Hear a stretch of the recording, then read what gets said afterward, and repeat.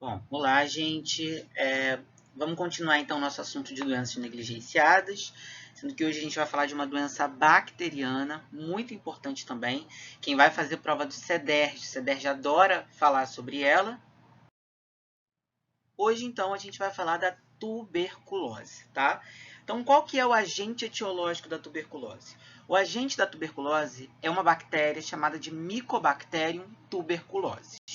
Então, o próprio nome científico dela, se vocês forem parar para pensar, ela já dá uma dica do que ela causa, né? Então, tuberculose, porque ela causa tuberculose. Porém, algumas provas de vestibular, elas são muito sacanas e elas não colocam dentre as opções Mycobacterium tuberculosis, porque senão ficaria muito fácil para o candidato saber o que está sendo, qual que é a doença causada por essa bactéria.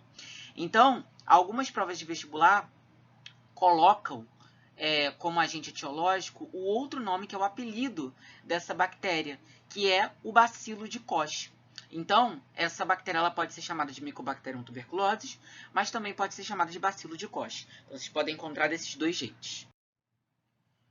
Bom, como é que você pega a tuberculose? A tuberculose ela é uma doença que é transmitida através de vias aéreas. Então, a pessoa ela vai tossir ou vai espirrar, né?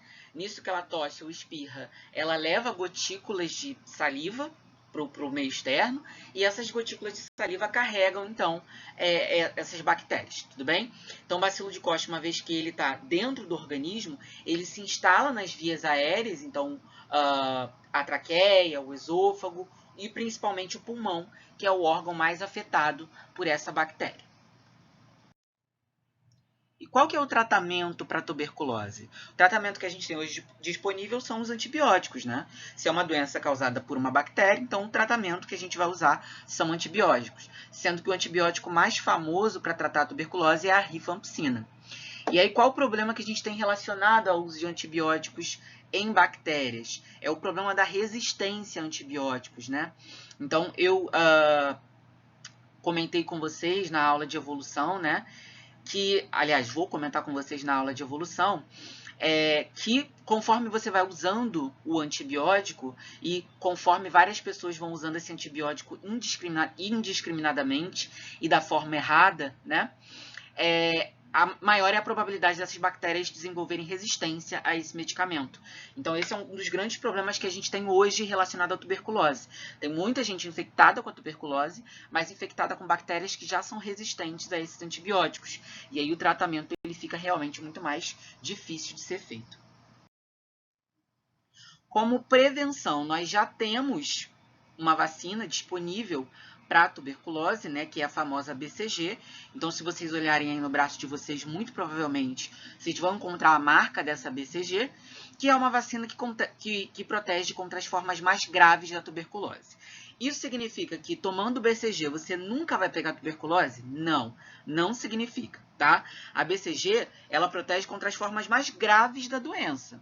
Então, a probabilidade de você pegar uma forma grave da tuberculose é muito pequena se você foi vacinado.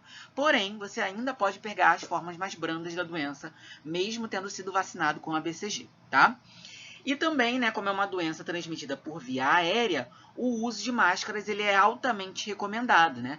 Para quem achava que era só a Covid que se recomendava o uso de máscara, não. Outras doenças que são transmitidas pela via aérea, como por exemplo a tuberculose, também se recomenda que quem tem essa doença use máscara para impedir a contaminação das pessoas ao seu redor.